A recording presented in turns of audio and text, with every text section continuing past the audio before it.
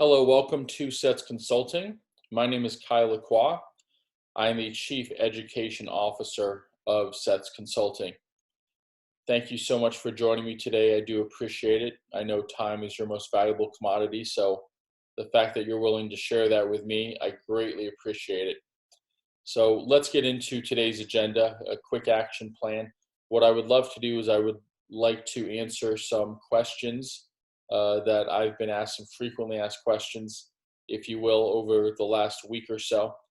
Then I will answer a couple, uh, you know, fun general tennis questions, and then I want to go right into the webinar that I promised you, the three biggest regrets for tennis teaching professionals. This was a Stanford graduate research project that I did.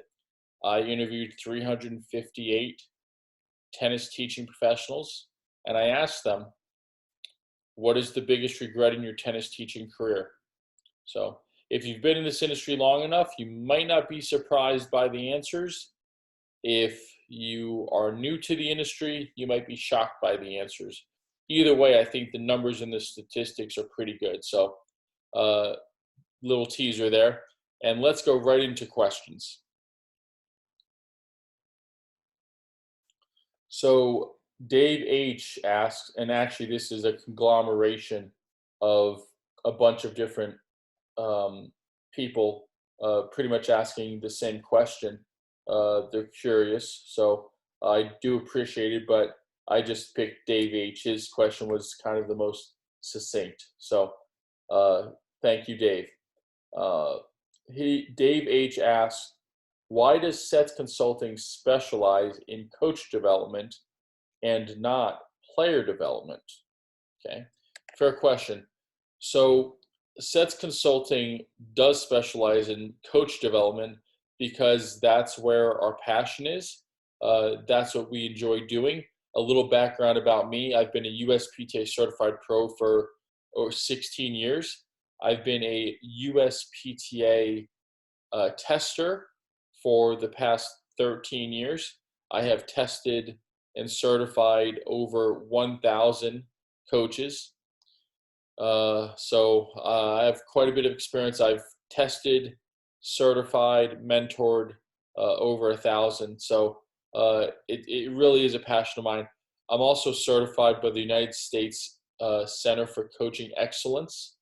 I've been doing this game for quite a while, and I really love working with good coaches and coaches that will invest their time in learning. Uh, Also, coaches that want to make sure that their players have the best product available, that being them, the coach.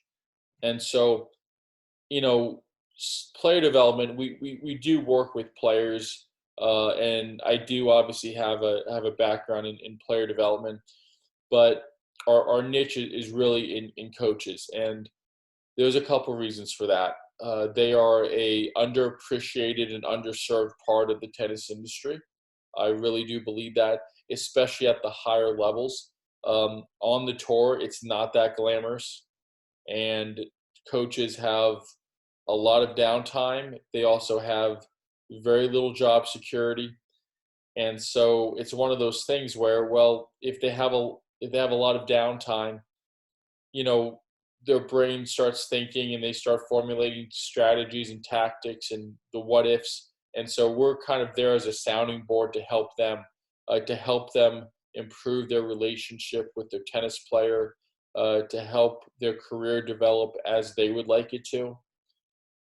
And also the fact that tennis players at the tour level are the bosses. So unlike a recreational level or a club level where you have your director of tennis or your head tennis professional that can kind of make the call, and they can, teach a lesson to who they'd like to teach and this and that, and they can pretty much tell the players what they want them to do.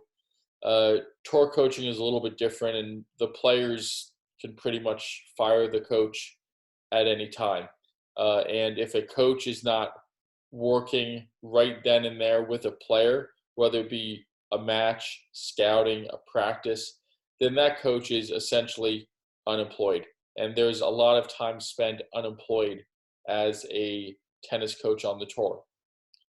So I would love to help them out with that. I would love to increase their job security.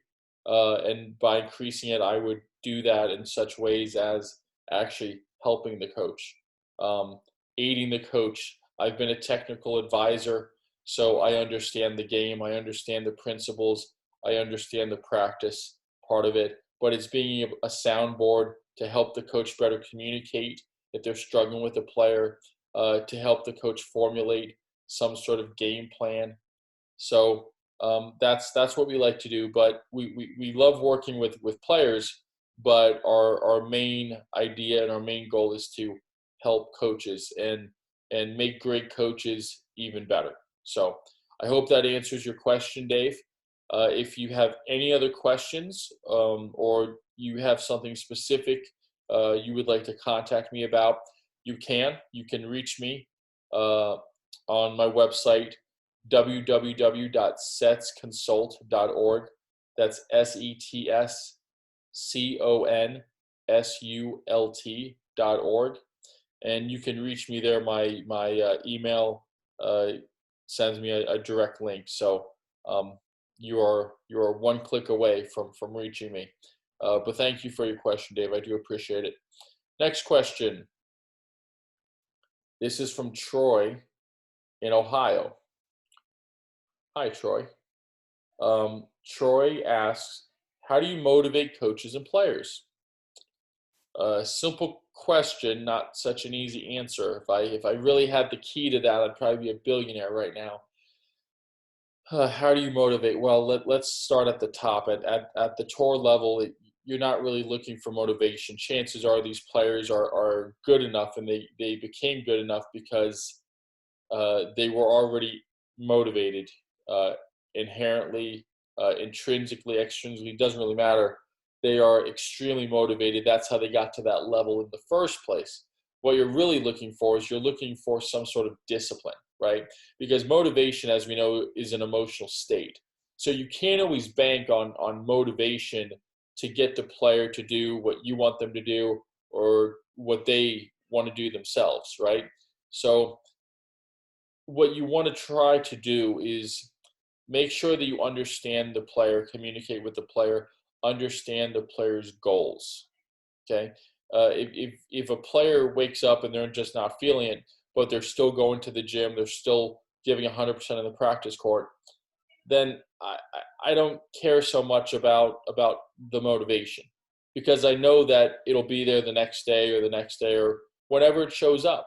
Okay, but what I do care about is the discipline. Can a player or a coach do what they're supposed to do even when they're not feeling like it? And that's really the true sign of a good player, of a good employee, really. You know, in order for things to be always perfect, it's going to be very rare that happens. So at some point, there's going to be some sort of conflict. But it is important to understand the relationship between that player and that coach, or that coach and their goals. One thing I see all the time, and it makes me laugh. I mean, it's not funny, but it kind of is. These tennis parents, or sometimes these coaches at the recreational level, that they're carrying the hopper of balls, and they have the whole tennis bag with like 20 tennis rackets in it, and then like 20 feet behind them is this kid who has his head down, she's dragging her feet. The poor kid, he or she, looks like they're on some sort of death march, and you can tell they're just not into it. And that's something that I really dislike seeing, because it needs to be about the player. I tell young players this all the time. You are the CEO of your tennis company. So no matter how old you are, you need to be calling the pro shop to book a court. You need to talk to the stringer and tell them what you would like the racket strung at. Those sorts of little things. And what those things will do is it will increase the confidence, because it increases the independence of that player. Now, obviously, as you get a little bit higher up, there's certain things that a coach is going to do. A coach can drop off rackets if they need to. A player does that too, but a coach can drop off rackets. A coach will have to scout. A coach will have to do a handful of things. But at a lower level, you have to make sure that the players can rely on themselves. And, this becomes a big problem later on when a player can't handle something by themselves. So going back to your original question, it was fairly vague. Um, so I have a tendency to kind of get off topic, and I do apologize. But I think it's important when it comes to motivation, you're really looking for that sort of discipline. And accountability and ownership is a form of discipline. So you just want to make sure that coaches and players understand a goal that they have. If they do have a goal, if they don't have a goal, then that right there can be a big problem. You want them to be purposeful, right? You want them to go out there and play with a purpose or coach with a purpose. And that's really what you have to get to. That's the heart of the matter. So if you have a specific question or in a specific example, Troy, please email me. And I would love to figure it out with you, help you with it. But yeah, it's a pretty vague question. It's a good question, but it's just, how do you motivate coaches and players? It can be tough, especially since every coach is different, every player is different. So, different strokes for different folks. But I do think it is important to communicate, to communicate those goals, to understand those goals. What do you want to do? Where do you want to get to? What type of player are you? What type of coach are you? So, if you can have that goal, then goals can obviously motivate people. But again, it comes down to their own ownership and accountability. Okay, here's a question from Tammy in Texas. Okay, hello, Tammy in Texas. Hope you're doing well. What sport or athlete inspires you and sets consulting? Hmm, that's a good question. Uh, well, as far as sports go, I like all sports. Obviously, I'm a tennis guy, so I can talk about tennis all day long, and I probably will at some point during this. But what sport or athlete inspires? So there's not a specific athlete that inspires me. What does inspire me are sometimes stories or ideas. So um, again, no specific athlete, but um, it's funny too because I'm actually wearing this orange shirt, and so it kind of goes with this. So back in the '60s, McLaren, they make race cars, and now they make high performance sports cars. Really really nice. But they're a technology company. But back in the '60s, the founder Bruce McLaren, who's from New Zealand, he was a race car driver, and during black and white television days, they would show the races on TV, but it was very tough to differentiate the different cars and the car companies and the drivers and the manufacturers because they were all, a shade of white or a shade of gray or black. So it was very tricky. So what they came up with was the idea to paint their car orange, a really bright orange. It's actually called Papaya Spark. Um, and I don't know if this is actually Papaya Spark, but I do like orange. Anyways, getting back to this. So they painted their car orange because they figured out that on a black and white TV, orange showed up as the most pure, cleanest, brightest form of white. So pretty ingenious.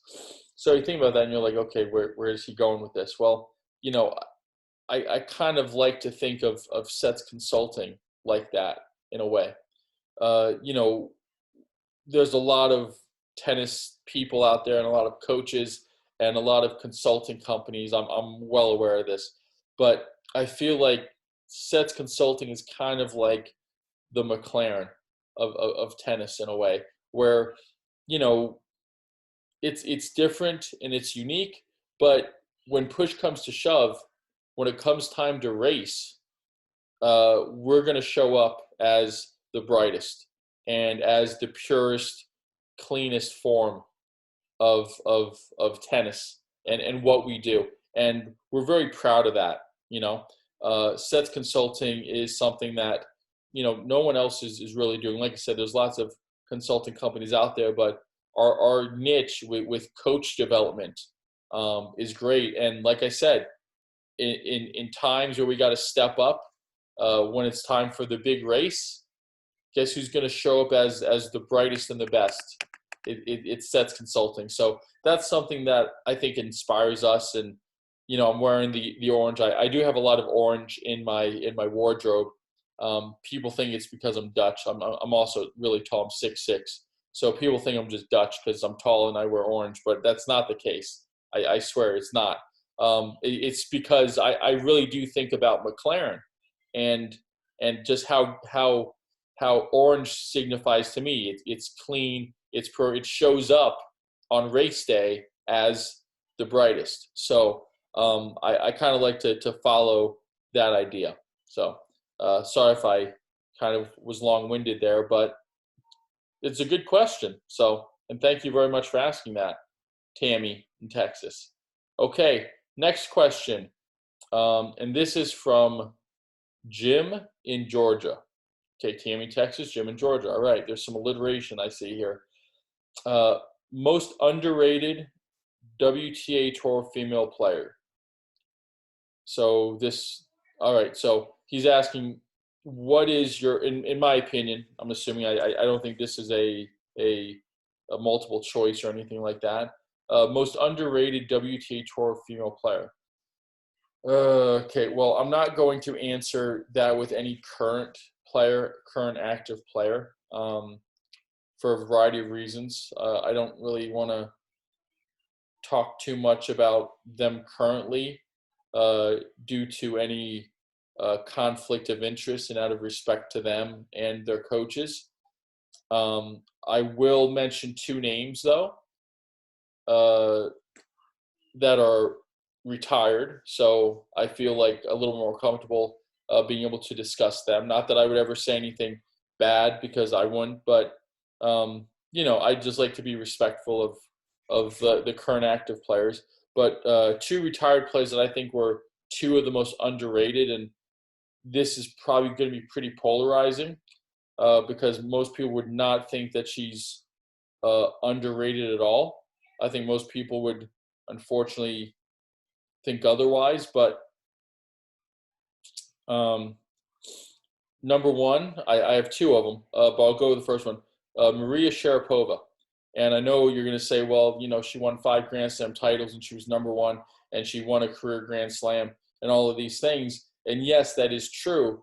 But when you look at the heart of the matter, what did she really bring to the table? I mean, she was an extremely hard worker, and that's great. But, she would even probably admit this. She wasn't the fastest, probably wasn't the most athletically gifted. However, she knew how to hit a tennis ball, and she worked very, very hard. And, she mentioned when she was younger, she mentioned about playing on clay, and someone asked about her movement, and she said, it's like a cow on ice or a cow on skates. I don't remember the exact quote, but it was something along that line, and that got a couple good laughs. But she was aware that mobility and movement, she wasn't going to be a natural clay court or anything like that, and knowing how to slide and all of those really cool things that all these clay courters know how to do. But you know what? She won the French Open, and I think she won 2 French Opens. And to win the French Open, you get immediate street credibility from me. That is a tough Grand Slam. And for someone who maybe wasn't the fastest and wasn't the most athletic, and even didn't really like the clay or wasn't very confident about it, she won it. And she didn't win it once, she won it twice. That's incredible. People don't give her enough credit for that. I mean, if she would have won just those 2 French Opens, like that still would have been above and beyond for me personally. But the fact that she did it, and you know what else that people overlook is that she was a fighter. Like most players that are that size, like she's 6'2", most players that size, it's one of those, I'm either on today or today's just not my day, and they don't really fight. But she had the heart of someone that was half her size, where she was going to be out there all day. And I think she has a little bit of the Nadal mentality, or Nadal has a bit of that Sharapova mentality, where they love to battle. They absolutely love to battle, and you can tell some of Sharapova's matches were not always the prettiest, and she won ugly, if I could take a term from Brad Gilbert. But she won a lot of matches ugly. The match she played in the semis of the French Open against Jeannie Bouchard was a great match. But I mean, it was one of those. It was one of those matches where you just knew, she loved being out there. Win, lose, or draw, she loves the battle, and she will fight and fight and fight. I've never seen her, give up in a match, or tank a match. She was in it. Now whether she was injured or whatever, that's another story. But she was a strong fighter, and people don't see enough of that. People think of the Madison Avenue Sharapova, right? The one with the endorsement deals and the this and the that, and the modeling. And but listen, she's a very smart girl. She can do whatever she wants. But I know for a fact that when she got on a court, she demanded the best from herself, and she gave it her all. And I think that's a very valuable lesson for a lot of players, is that it doesn't matter who you are, what you have, how famous you are. At the end of the day, you get to the practice court, you got to work really hard. And then when you get to the match, you got to work really hard.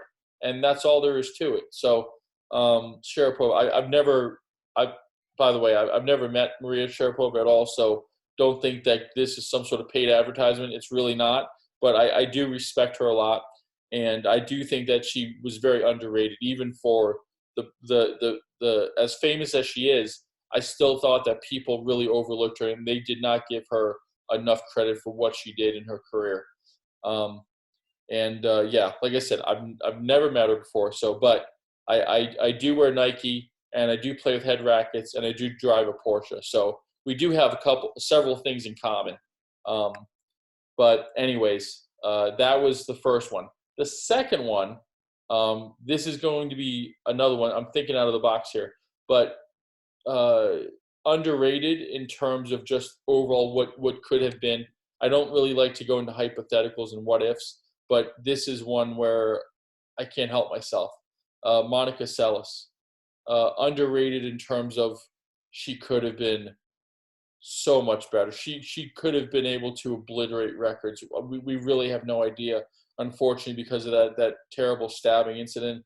But she just had everything, right? I mean, she wanted to battle. She wanted to hit the ball hard. She moved her feet. She just, man, she was so good, and she was intense, and I love that. But and my favorite player, male or female, to this day still is Steffi Graf. And so she was a rival of Steffi's, and it was looking like she was well on her way to surpassing Steffi as the player. Um, and then unfortunately that tragic accident happened, and she lost a major chunk of her primetime years. But I think Celis just underrated because of what could have been. I mean, we would be talking about her like Steffi, like Serena, like all of them. I mean, and she never really got that chance. I mean, she did win a few Grand Slams, but my goodness, think about that. Like, she could have won a whole lot more, and I don't think people ever had the chance to really get to see her, get to know her, or become intimately familiar with her tennis game and her story, um, because it was just robbed of her. So people don't, when people bring up the greatest not many people mention Celis, and it's like, wow, what a shame, because I'm telling you, she was so good, and she just had everything. But yeah, so Sharapova and Celis, I would say. I know that's, maybe controversial in terms of, you know, they won Grand Slams, number one in the world, all that stuff. But I'm telling you, they were so much better than people ever gave them credit for. So, anyways, sorry for the tangent. As you can tell, I'm passionate. I love talking about tennis. So, anyways, that was a little tennis question there. Thank you, Jim from Georgia. Appreciate it. You got me totally off topic and all discombobulated, but I love talking about this stuff. Okay, so you know what? Let's go into the webinar as promised, right? That's what you guys came here for, not to listen to me ramble on. So I'm going to just share the screen real quick, and we will get to that presentation.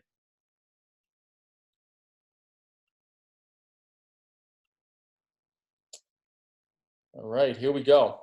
So the 3 biggest regrets of tennis teaching professionals.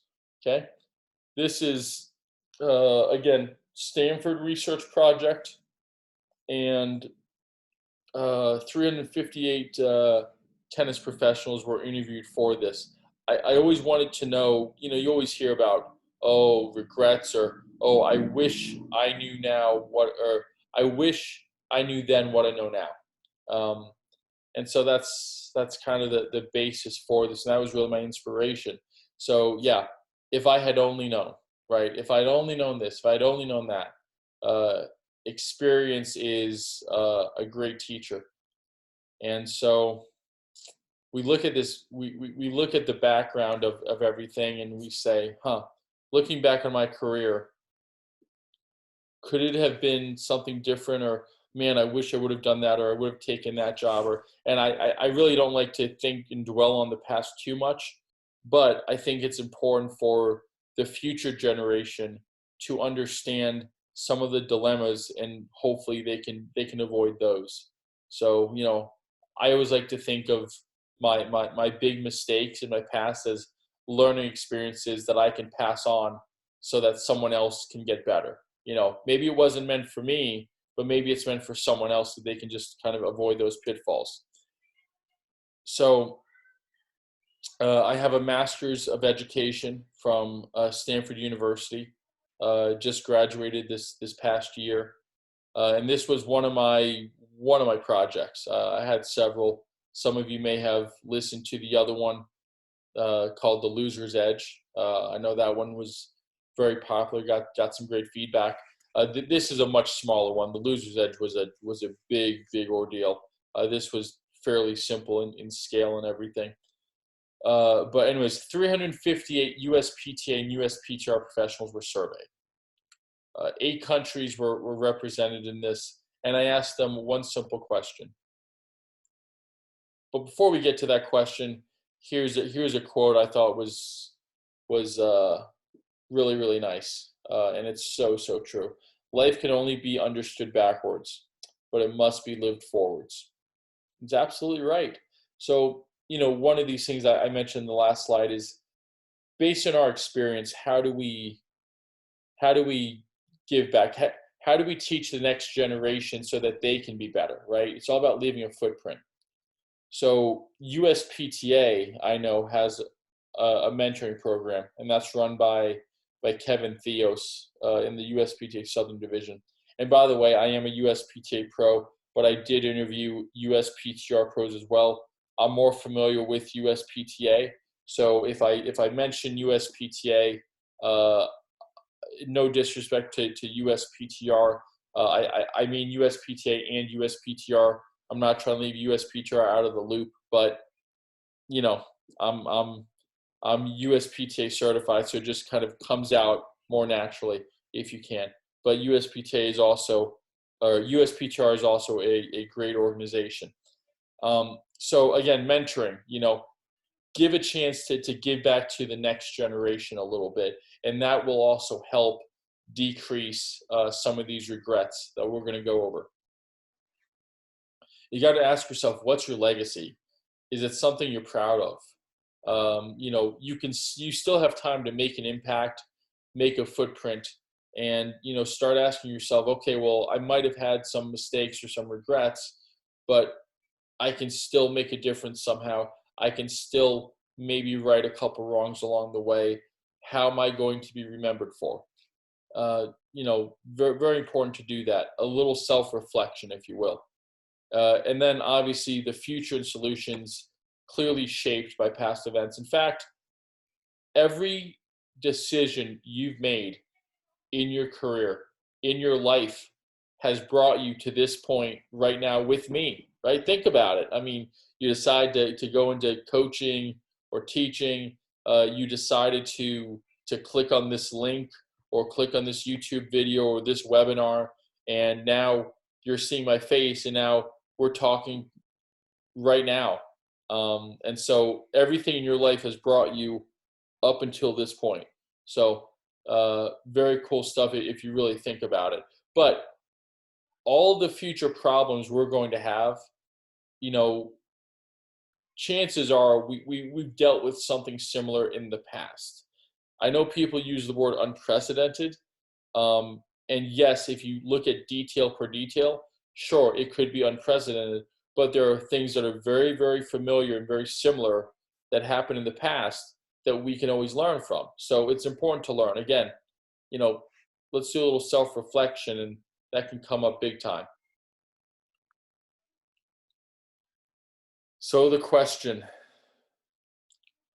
what is the biggest regret you have in your tennis teaching career? One question, many, many, many answers. But there were three answers that stood out above all others. So I'm here to highlight the top three. So before we do that, we got to find out who we're dealing with here. Who were the participants?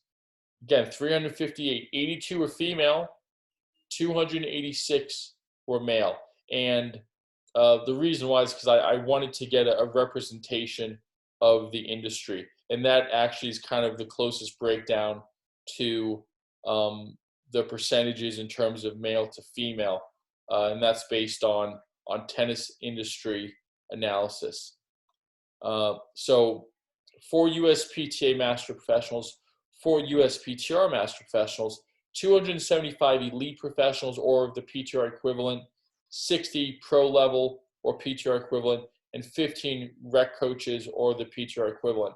Now, the great thing I love about this is 84% of these professionals answered quickly, which tells me a couple things. As the interviewer told me that it's something that was clearly in their minds, so clearly that they could just pull it out immediately. So it's something that they were thinking about or have been thinking about.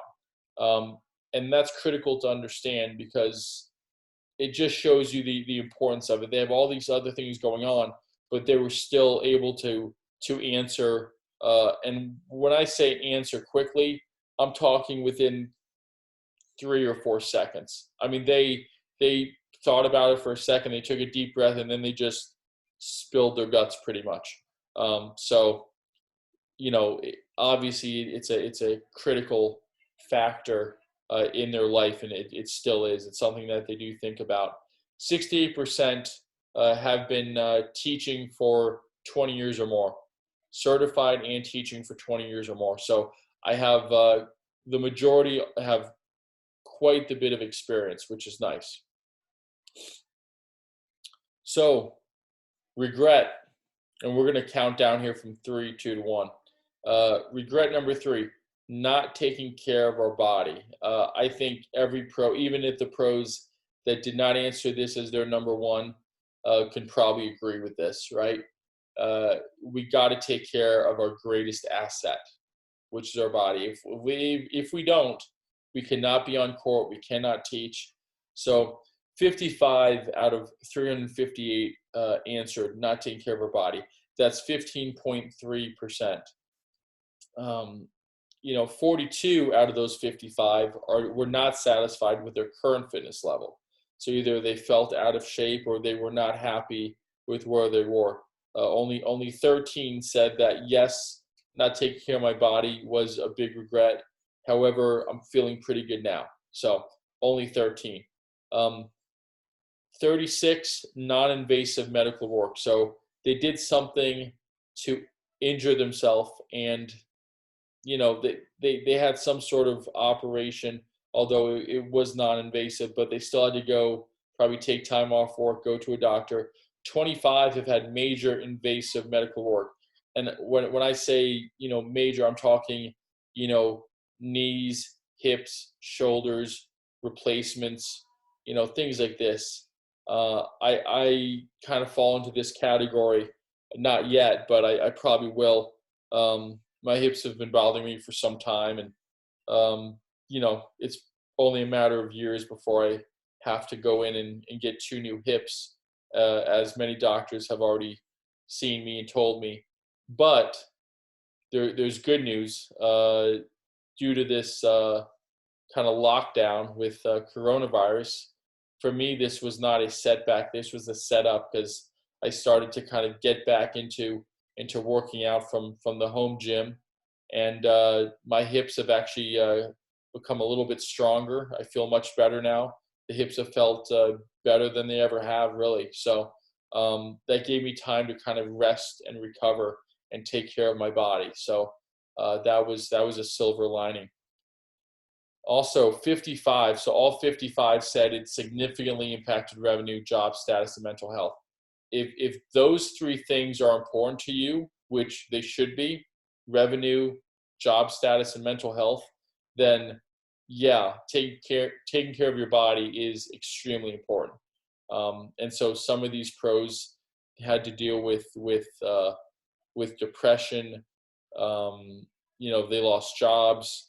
Revenue was significantly impacted. So these are things that we obviously want to try to avoid. So if that scares you, which hopefully it should, then we got to do a better job of taking care of our bodies. And I'll be the first one to admit I did not with mine earlier on. I abused the heck out of my body. I could run through brick walls and it was fine. And now I'm kind of paying the price a little bit, but I'm getting better. So it's good. So a few solutions I recommend to a lot of players, and I've been pretty fortunate.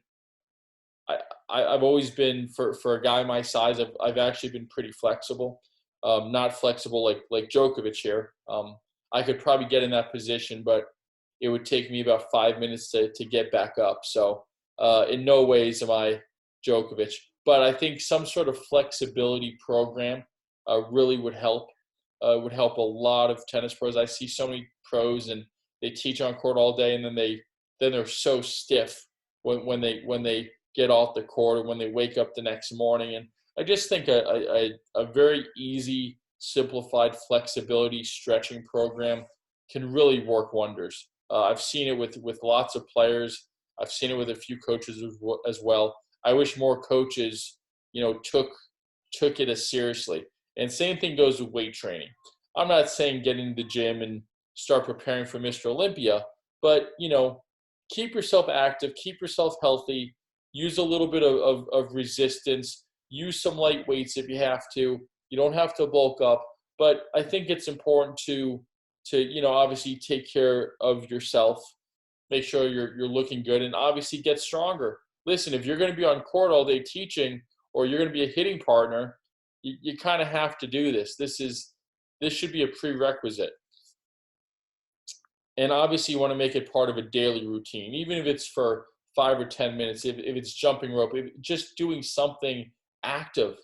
You don't even have to get into the weight training. Just be active outside of the tennis court. Tennis is a very specialized sport. And so if we can get out of there and do something a little bit different, but make sure you make it part of your daily routine. I always like to do it in the morning. I'm up by 4 a.m. That's just how I am. That's how I'm wired. But I always like to do it in the morning. I find that in the afternoon or in the evening when I get home from work, it's very difficult, because I can make a lot of excuses in terms of, long day. I don't feel like it right now. And that's kind of what I talked about earlier on with Troy's question, if you remember, talking about motivating players. Well, sometimes you get home from work after a long day. Maybe you've been on court all day. You've been out in the sun, something. It's always easy to make an excuse as to why you can't do something. So instead, I don't have any excuses in the morning. I'm disciplined enough to wake up at 4 a.m. I can jump rope. I can do some stretching in the home gym. So I like to get it out of the way. But yeah, just try to make it a part of your daily routine. And if you make it part of the daily routine long enough, it'll just become a habit. Okay. If you teach at the recreational level or at some club, private club, chances are one of your students or clients or members is probably a medical professional. You probably have lots of them if you work at like a private club like I do. But yeah, I mean, listen, they love to help. They really do. And don't be shy to ask them for questions and say, hey, I'm having issues with my knee. What do you think it could be? Now, obviously, you can always get second, third, fourth opinions, but it's good to just kind of have an idea of not only what it could be, but also what it couldn't be. And I think that's important. I think a lot of pros purposely don't go to a medical professional because they are afraid of what that medical professional might say. I know it happened to me a couple of years ago. I had a issue with my foot. I wasn't able to really walk properly on my foot, which, again, if you're teaching tennis or playing tennis, makes life very, very miserable. And I kind of got into the, oh, it'll go away. I can suck it up. My body will heal itself. And my body tried to heal itself. Unfortunately, after 9 months, it didn't go away, and I was limping around the club. And I pretty much did that to myself because I was terrified of what the doctor was going to tell me. I thought the doctor was going to say, you need surgery, you need this, you need that.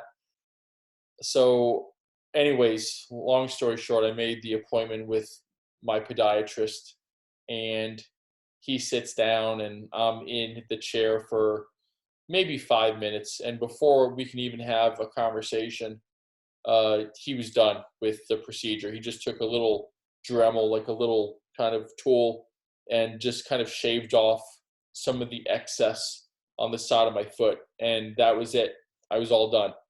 And it took, less than 5 minutes, and, shook my hand and patted me on the back and said, thanks so much. It was great to see you. And I felt like the biggest fool. I spent 9 months in agony, hardly being able to walk, turning down tennis lessons because I couldn't bear the pain.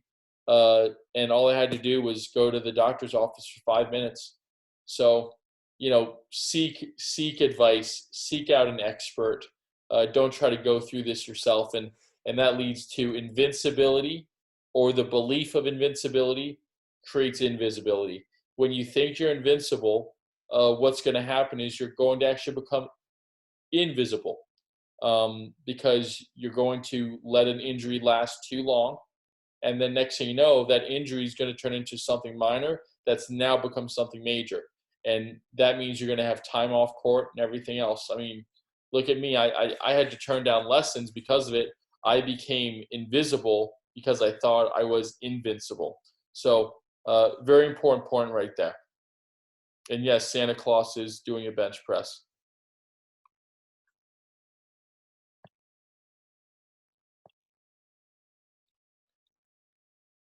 So there we go. So went a little bit ahead of myself there. Hopefully you guys didn't look and it gave it away. But I'm gonna go by the honor system here. You guys can just act surprised once I get to those slides. So regret number 2, wishing they had been involved in the industry sooner. Right? 122, that's 34%. And 110 of those 122 have served in some sort of leadership capacity or role within the industry, whether it's a national board, a division board, some sort of national committee. Only 12 of them did not, and those 12, I was able to talk to them off the record and explain to them it would be probably in their best interest, and they agreed. Especially once I kind of shared with them some of the opinions I received from others about how important it is. So 98 of the professionals did not attend their association's world conference within the first 5 years. Um, I would have been one of those. I obviously didn't put myself in any of this, but so I don't count. But I am telling you, when I got my certification, I taught probably the first 6 7 years, and that's all I did. And I'm a little bit embarrassed to admit this, but I had zero involvement with my association. No education, no division conferences, no district meetings, nothing. It was just kind of like, okay, I'm certified. Let me just start teaching and working. And I thought that was kind of how it was. And there were other reasons for that too, which I will get into in the next slide. But I think that's critical because of the 98 professionals that did not attend that conference, they all attended within the next 2 years. So the rate of retention is 100% pretty much based on that statistic. So yeah, we have to obviously follow up and go out, but once we make that first connection, it's pretty powerful. So the first conference, 78 of them said it was the most impactful because they actually saw what the association was about. They saw the camaraderie with all the different tennis professionals. They got some great education, but they just got involved. They got out of their comfort zone. They took a step off that diving board and they got involved. And obviously it was eye-opening, and they started to see what the association actually was able to do.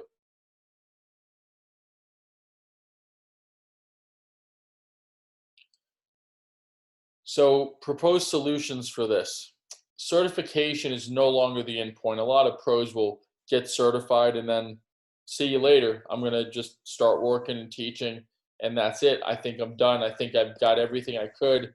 So-and-so told me that, hey, I tested well, and that's all I need. I just need this little card for certification. I can get any job I want to. Well, starting in 2021, that will no longer be the case. And it's really no longer the case now in the last couple of years, but there's going to be some significant changes in 2021 to the USPTA and how they do things. And I know the USPTR as well has some changes coming down the pike too. So get ready because the industry and the teaching, coaching industry is about to change forever. And that's a great thing.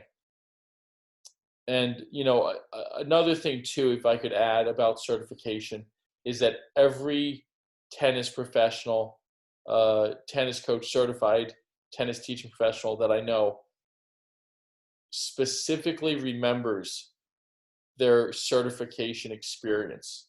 And what does that tell you? That first impressions are big. Every tennis professional I know can remember the name of the tester. They can remember the club. They can remember their group lesson, their private lesson. It is so burned into their memory. The problem is so many of those that I've talked to had a negative experience. And that's actually one of the things that inspired me to get involved and become a USPTA tester, is that I talked to so many pros that had a negative experience. And to me, I couldn't accept the fact that the first impression of our association was a negative one. Like that should be where we just blow them away. So we create a better certification process, which we have, and I'm very proud to say that. A lot of hard work went into that from a lot of good people in the industry. But once we make that first impression and it sticks, and we make that certification an experience, they're going to want to be a part of it.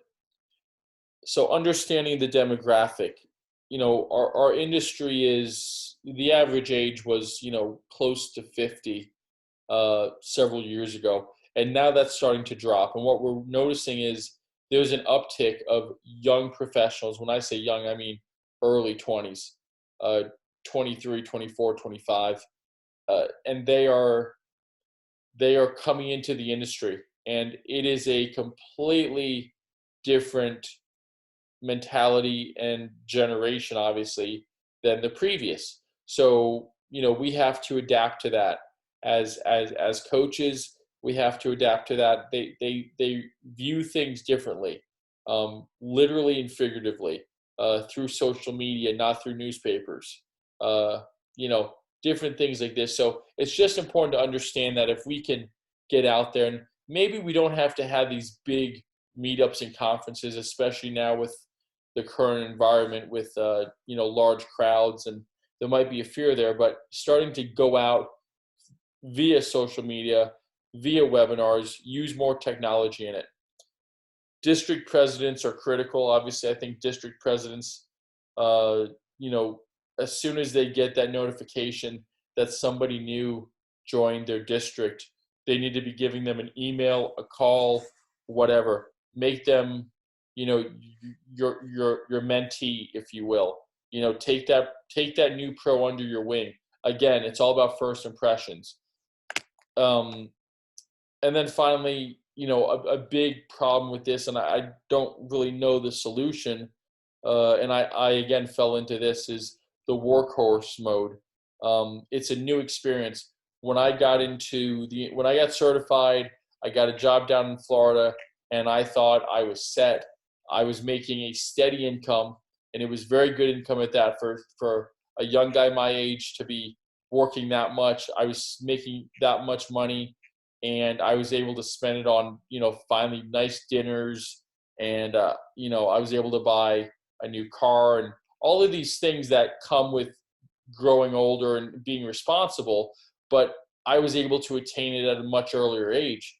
So what ended up happening is I don't want to say that I got jaded, but it was like, yeah, I'm the new guy. I'm the low guy on the totem pole, but I don't mind because I'm still crushing it on the court and I'm making good money. And yes, I work every weekend, but that's great. Well, a lot of these conferences and divisional things are a lot of times on weekends, but I was so into my work and I loved what I was doing that I'm like, I don't need that. I can just stay here, make more money, do this. And it's not until you realize maybe you need another job or you would like a promotion that you realize, wait a minute, all of these divisional conferences are great, and to be more involved in the industry is fantastic because now I'm learning things that I didn't really know before, and these things are going to help me get that promotion or get a new job. So it's only until you need it and it becomes a necessity that you start to reevaluate things, and then you say, oh, wait a minute, yeah, it's pretty important that I do go to this. And yes, that is the USPTA Membership Directory 1986. If you know whose picture that is, I will give you bonus points. Please let me know. I will give you bonus points. I know who it is, but I want to see if anyone else does.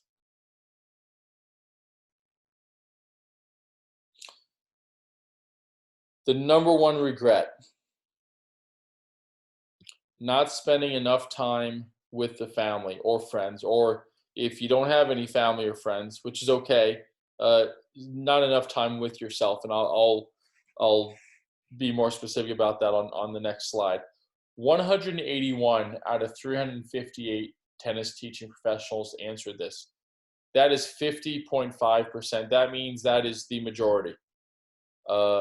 Slight majority, very slim, but still the majority. This is eye-opening. So all of these teaching professionals, 181 of them, expressed guilt and remorse. It wasn't like, yeah, I did spend enough time with them. Oh, well, what are you going to do? They were, yes, I didn't spend enough time with them. I really wish I did. I feel bad about that. I feel terrible about it. I feel guilty about it. it's tough. It's tough on relationships. It's tough on everything. So all of them express some sort of guilt or remorse, which is really hard to hear, but it's the truth.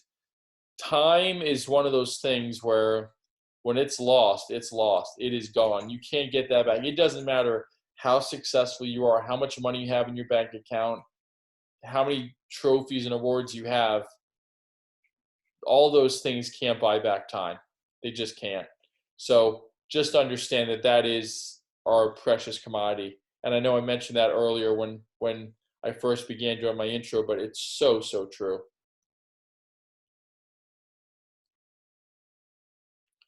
So here are a few solutions, and I highly recommend these. These have helped me immensely. Again, I'm coming to you not like I'm preaching like this is what you need to do. I'm telling you, a lot of these things have affected me, and this is how I was able to get over it. So I'm coming to you as a fellow professional, not some guy talking down, telling you this is what you need to do.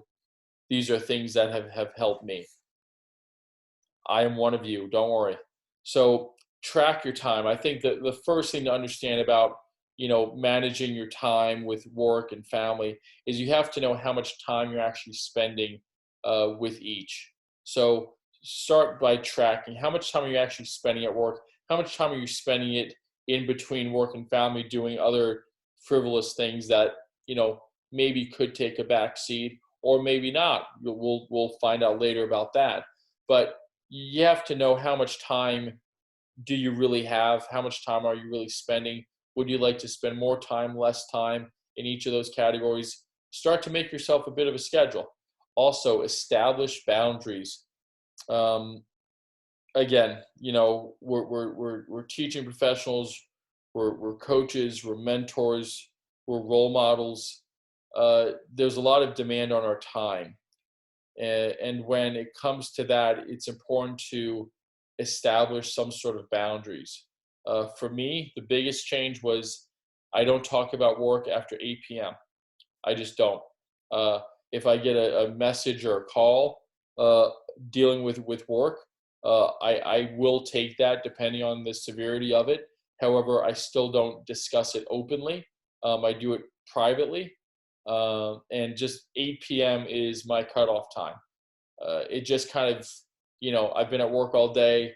I'd like to come home, take my mind off things. I got to go back to work in, you know, 10 hours. So I like to make the most of my time when I am at home, and I like to just turn my brain off for a little bit.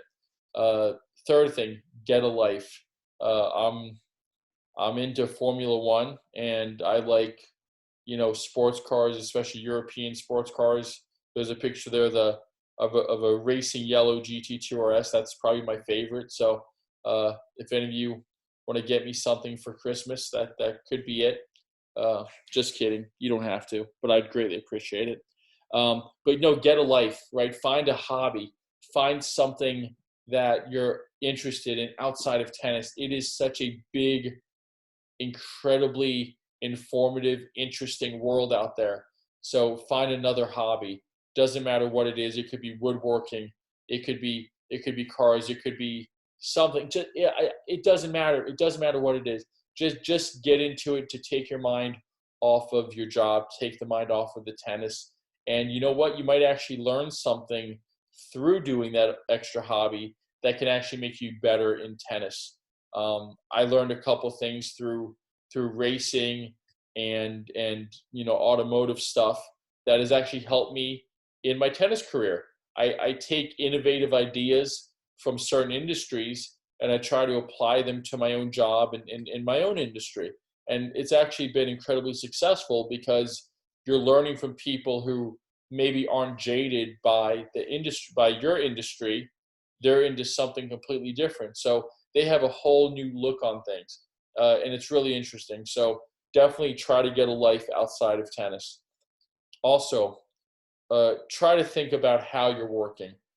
Are there things you're doing that could be delegated? Are you taking on too much? Is the quality of your work suffering because now you're trying to just get it done as opposed to getting it done right? So If you can delegate, if you have employees, if you have a staff, even if you have just buddies and colleagues, and you're like, hey man, listen, I'm really I'm really in the weeds here. I need your advice on this, or I need you to help me out. I need you to step up. Can you run this event for me? Something. I'm not sure how your situation is, so I'm being pretty generalized here with my examples, but you kind of get the point. You got to be able to do the things that are important and prioritize. Also, ditch the cape.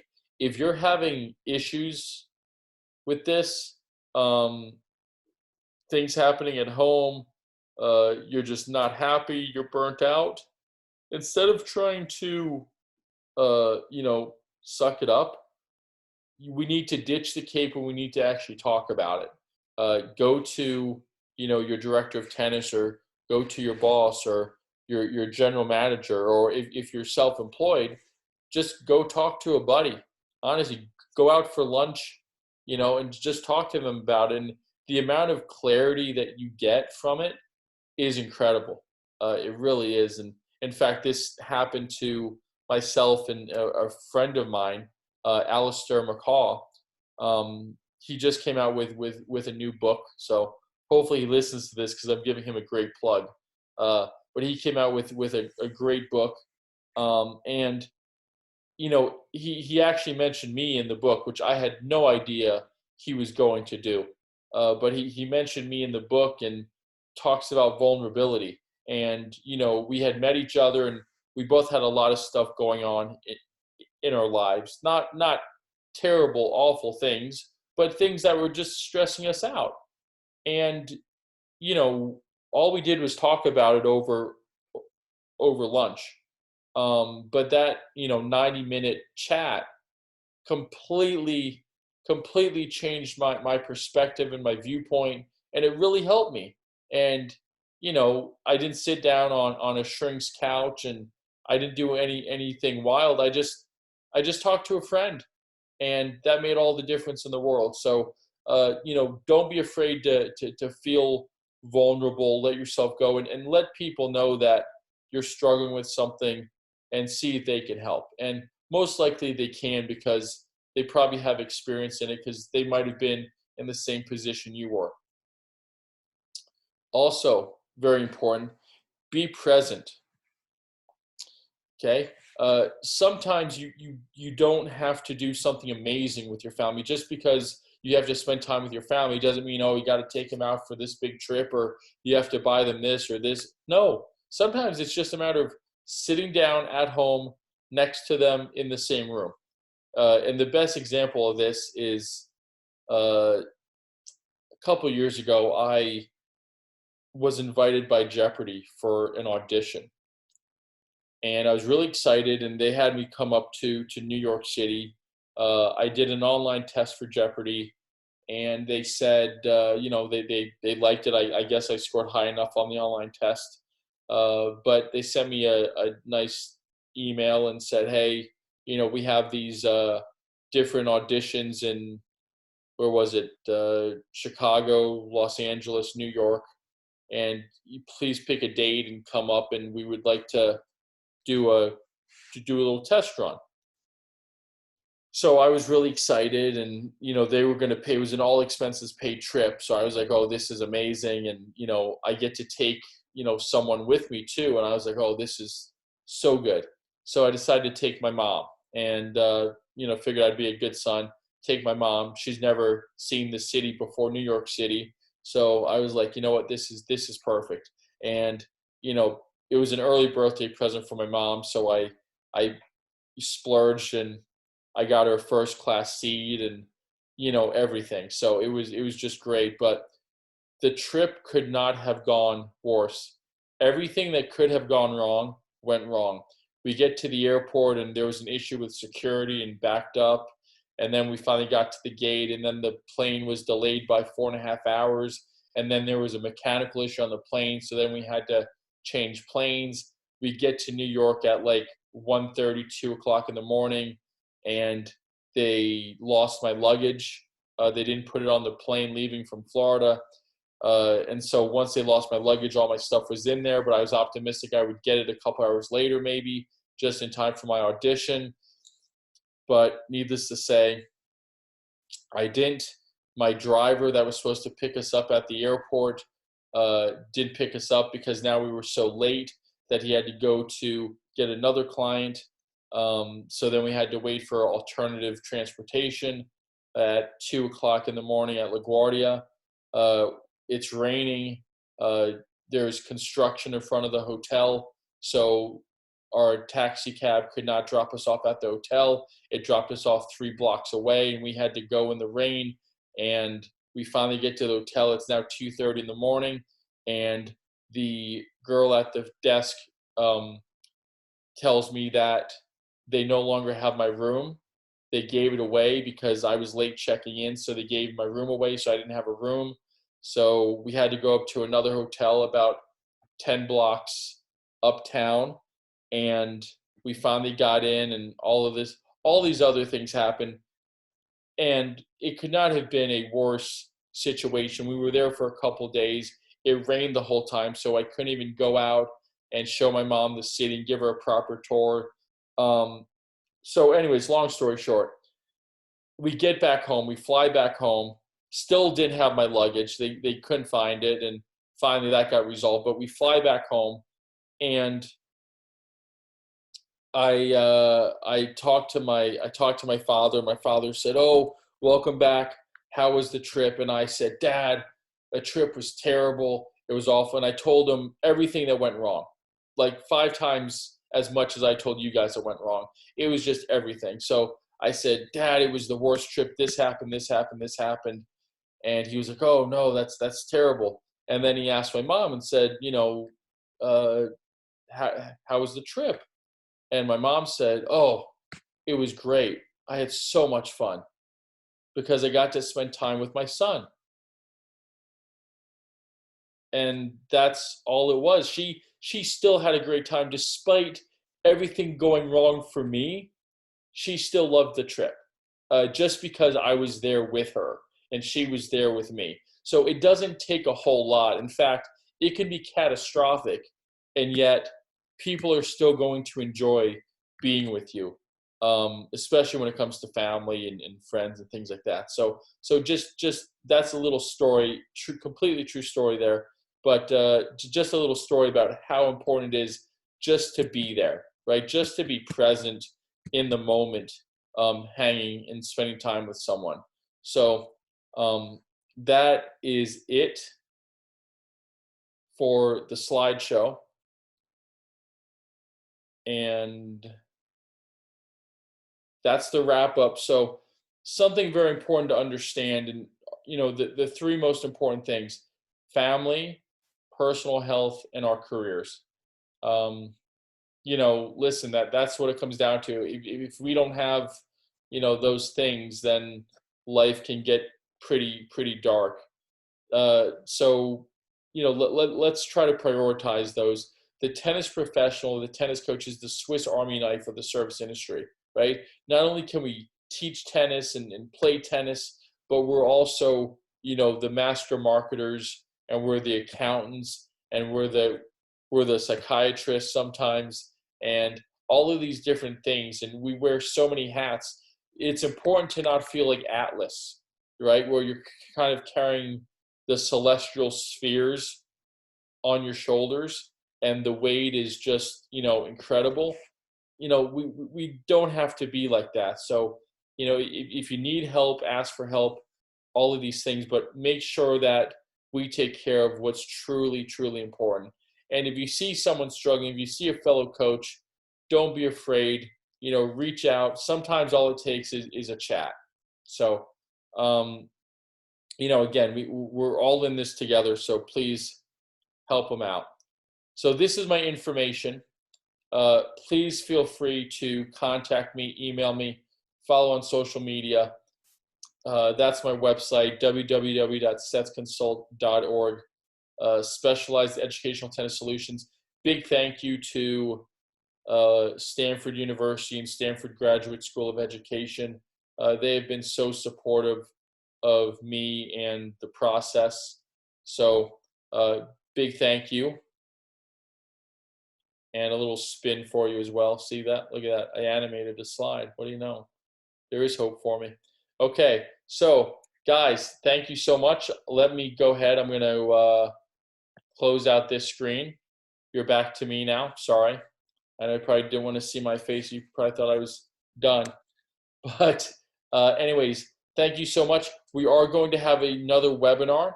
We will be interviewing Julian Alonso. He is the tour coach for Arantxa Rus, Dutch player.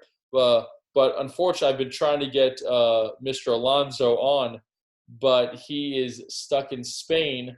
They're on lockdown, which you think, okay, well, still has a cell phone and a computer. The problem is his cell phone and computer probably picked the worst time to break down because Spain's on lockdown and he can't actually take it anywhere to get it fixed. So we are working on the technical side to help him out. But once he gets up and running, I'm going to have an interview with him.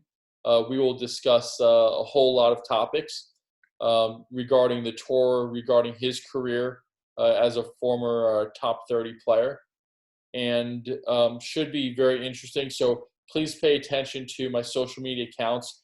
I will be giving you some updates as to when that is. And if you enjoyed this, fantastic. I will have this up on the website and on the YouTube channel.